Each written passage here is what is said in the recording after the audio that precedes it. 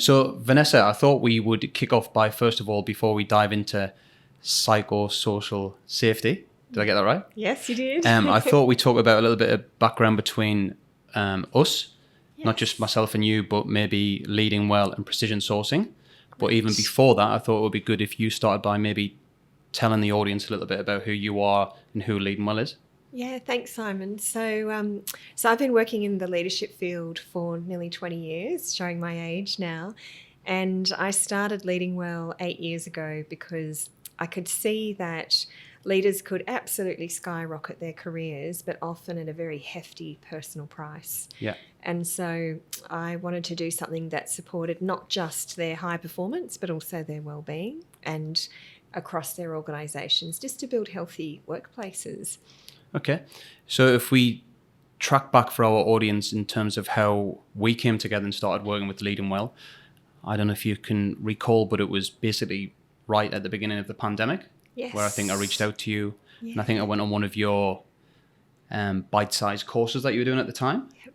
And we were all online then, weren't we? Yes. And the advice I got from you was to basically connect, or you talked about the connection between wellness and health and productivity and performance. Yeah. And you were, I think, the advocate that helped us transition into ultimately what we've got now, where we've got the flexibility and hybrid model of working from home and the 4-day week or the flexible Friday. But you really hit home the importance of, if people are healthy and well, they'll be more productive. And if they're more productive, they will kick goals and perform. And that feeds in to their wellness and their sense of belonging. And that was a big game changer for our business. And I think off the back of that, we've had 3 or 4 of the best years ever. And it's been more important than ever, especially last year, when the market certainly took a downturn and it was a lot more challenging. So thank you for that. And here you are. So we're here to talk about psychosocial safety.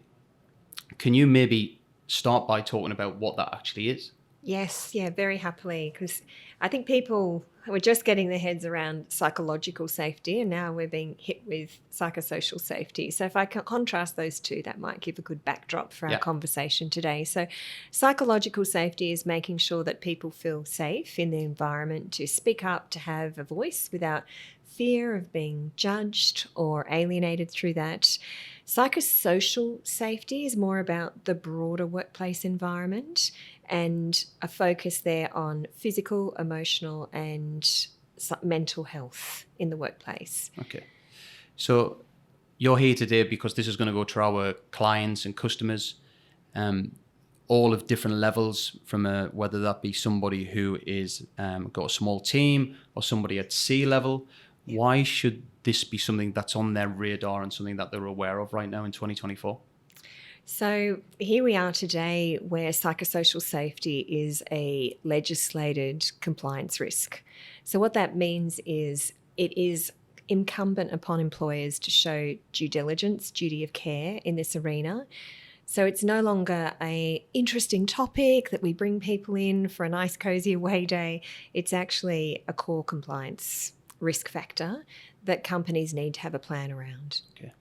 Something you spoke to me about before was the difference between a hazard and a risk, and I think it would be good to tell the audience the difference between a hazard and a risk when it comes to psychosocial safety. Yes, so a psychosocial hazard gives rise to a psychosocial risk in the environment. So Safe Work Australia have identified core domains of psychosocial hazards, but it's only if you, in monitoring and measuring those hazards, you notice that they're active current risks in your environment, that you need to be able to respond accordingly.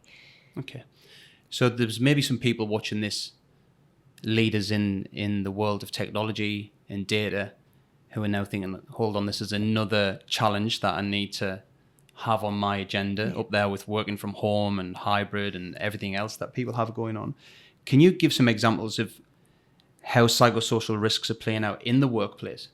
Yes, yep. So there is a real escalation of change in the awareness of employees and in the responsibilities of employers. So it is upon us to really get our heads around this, and I'm really encouraging employees to treat it as a strategic opportunity, even though at first glance it just looks like a daunting what's risk. Yeah. What I'm noticing, to answer your question, playing out in the environment is, in often case, staff are getting more educated than their leaders, and they're almost catching their leaders by surprise, saying, I don't feel safe, this is a risk, the job demands are too high, the change management isn't strong enough, you're not giving me feedback, you're not managing conflict. And there is quite an array of new risks that managers all the way from supervisors up, as you said, up to the C-suite, are now responsible for, that they're still catching up on. And one of the elements you talked about was an employee can basically put their hand up and say, hold on, I'm not getting enough work. Yes, isn't that interesting now? Yeah. That's a risk as well. So Yeah. we've known for some time that overwork is a risk and too high job demands. With burnouts being a very hot current topic for quite some time.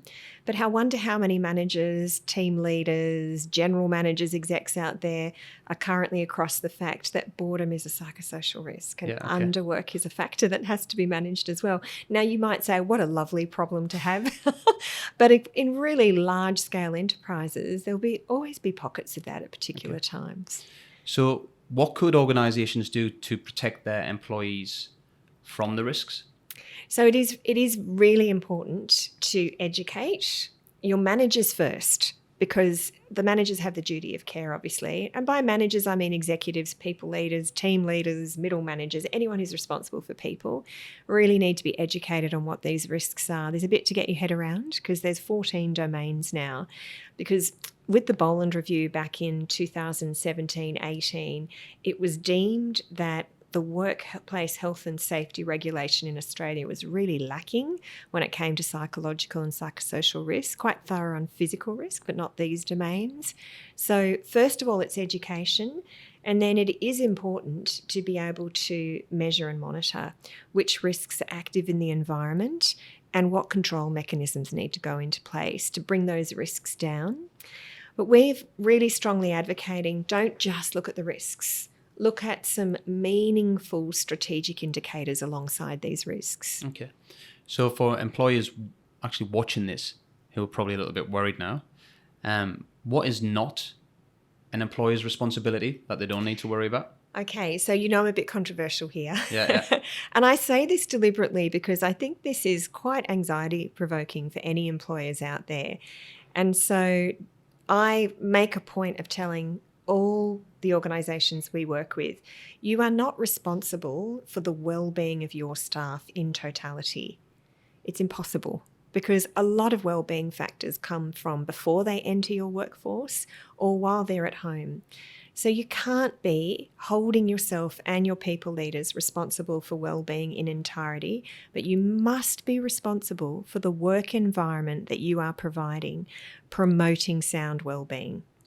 And what we're finding is if you go to that second definition, suddenly this seems quite approachable as an issue. If you're operating from the first presumption that all your people leaders are responsible for everybody's well-being, that's overwhelming. And managers are not mental health experts. Even if they've done mental health first aid, that does not make them a psychotherapist or a psychologist or a counsellor. So where this is going to be challenges if for a program or project manager who's running a large enterprise program with deadlines, ROI, yes, and a period of time where they need to get a lump of work done. Yep. How do they navigate that? Okay, that's a great question because we still have to do business and we still have to kick goals and sustain good high performance. So it is very important when you look into the wording, even in the legislation, it's pointing out the duty of care to monitor and control these risks. And I'll use the exact language out of the legislation now, as far as is reasonably practicable. Okay. So if you are assessing these risks, and we'll talk about that at the end in terms of how to do that in a sound way, and you identify there are certain psychosocial hazards that could be posing risk, then you need to look at the frequency. So how long is that project going to go for? Yeah. How many projects might people be exposed to, the duration of each exposure, and the severity. And this is where there can be some positive change out of this, because you might go, well, there's one or two people where they're exposed to long working hours for way too long, and it happens way too often. We can't adequately compensate them for that. And that's where you might need to, look at an alternative resourcing plan on these big projects and make sure that you don't just have a few people bearing the brunt of the really heavy workload periods. So gone are the days where people would advocate being on it 100% of the time. It really doesn't exist. Well, that's exposing the organisation now to litigation. Yeah. So yes, gone are the days that you can do that without litigation risk. Yeah. So have you got any? You mentioned it briefly. Have you got any tips for uncovering high risk areas? Yes. So we have been supporting organisations to absolutely zoom in on the high risk areas, but also to zoom out on the dynamics across your organisation as a whole. So you can, and there are lots of free tools out there to specifically measure the psychosocial risks in isolation. But if you take into account, they're just trailing indicators. We're really pointing employers to the leading indicators that even if you're not showing any psychosocial risks, these ones will help you gauge and predict what might come up. And so the leading indicators that we've been measuring throughout organisations are leadership capability and leadership mindset, as well as the dynamics across the organisation. So issues like, is there good functional flow? Are your executives operating as a strong connected collective so people aren't getting torn in multiple directions at once? Will be good leading indicators for things like job demands and role clarity and overwork. So we're trying to put the pieces of the puzzle together so you can have a good aerial view, as well as zeroing in on the psychosocial risk factors in parallel. So how could leading well potentially help an organisation with this? So we've built a process called Well at Work, and what that includes is education up front, but also that comprehensive monitoring and measurement process. So you're measuring the leading and the trailing indicators together, and then facilitating the necessary dialogue across the risks that are emerging. It's a little confronting because I might be an executive leader and it's my pocket that all these risks are showing up in. So we are advocating for a top-down approach, starting with the CEO. So the whole spectrum of the organisation can be soundly contained and built towards healthy dynamics. Okay. And what tools are you using to do that? So we've built the Well at Work platform, which has measurements across individuals' connection to their role, to their team, and also to the organisation as a whole. And that individual, team, and role level assessment spans the psychosocial risks as well as the leadership factors and the organisational dynamics. Okay. And how can an organisation use that data? So they can use that data to assess their current risk exposure. And then more importantly, and this is the real opportunity, to do some strategic planning, looking at performance and wellbeing. So if there is a high psychosocial risk area, it's fascinating to stop and consider, is that a poor performance area or is that a high performance area of your organisation? Yeah. Very different implications. So we're facilitating these dialogue amongst executive and leadership teams to help them support promoting high performance and wellbeing together and not one at the cost of the other. So how many C-level people would leading well interact with per quarter, do you reckon, on average? Oh, goodness. Well, we have a team of 15 executive leadership coaches all around the country. So we'd easily be speaking to 50 plus every quarter. And from our conversations before, I know that AI is on the agenda for them. Security around data is something that keeps them awake at night. How many of those C-level people are now starting to have this psychosocial safety on their agenda and their awareness? It's increasing. Unfortunately, many of them, it has entered their awareness through an employee claim against the organisation. That's not that what we're advocating for, we're really Yeah. advocating to get on the front foot. So what we're hoping to see more and more of is leaders proactively equipping their organisations to be ready for all this. Well, when I say ready, New South Wales implemented this in October 2022. Okay. So it's not like this is a brand new factor. It's just the time cycle kicking in so that CEOs are fully aware. And the cost potential of some of those claims, as well as the time? Yes, I can assure you the cost and the time of one claim will be a lot more than what we're proposing to thoroughly assess this across your organisation. Okay. Vanessa, I know that you've hired 2 AI experts within Leading Well as well, who are new to the organisation, because you recognise that there is a level of anxiety in the business world, but especially at that C level as well when it comes to AI. What part does AI play in terms of psychosocial safety as well? Sorry, I knew there would be one point when I wouldn't be able to get there. So what part does AI play in terms of psychosocial safety?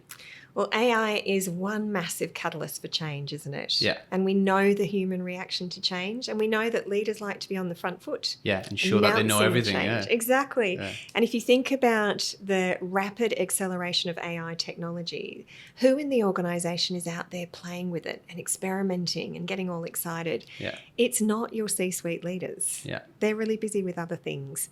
And interestingly, a client was just talking to me earlier today. One of their core capabilities is digital acceleration. And it's the C-suite that's rating the lowest on that currently. Okay. And I'm noticing that a lot across a lot of executive teams. This is creating anxiety. And it's not just anxiety in the leaders. If they're not feeling prepared and equipped for this AI acceleration, that will proliferate anxiety throughout the organisation. Because, of course, people are afraid of losing their jobs to AI. So what part will these 2 new hires play for your organisation when it comes to AI and potentially educating organisations in terms of coaching around AI and that anxiety? So initially, we are facilitating executive teams to have AI strategic planning sessions where we're looking at what is the current status of AI and AI developments in your industry, and then how do you need to plan AI into your future. So for example, if you look at your company narrative, you look at your purpose, it's not necessarily going to be impacted by AI, but your vision will be, and so will your strategy. So we start there and we have a look at how does AI intersect with your planned future? Have you considered what timelines it might bring forward? Have you considered what might need to shift in how you address your core business and how you operate as an organisation? So we'll be using AI specialists to facilitate the executive conversation in the boardroom, but also to do specific AI leadership coaching for individuals. Very exciting. Yeah. So the message is don't be fearful. Yes. Flip it and see it as an opportunity. Absolutely. It's really, really important to be curious, and that's a nice, safe frame, but not infatuated too quickly, because there are risks with AI. And so that's why we have one ethics specialist and risk specialist, as well as Barry Thomas, who's all across, the various advancements technically and what AI can do that it couldn't even do, let's say, 3 weeks ago. Okay. All right. And how can people reach out to you? So they can reach out to me at Leading Well. You'll see my details here, and I'm happy to book in and have a conversation. I'll have a link so we can book a 15 or half hour initial conversation. Brilliant. Thank you.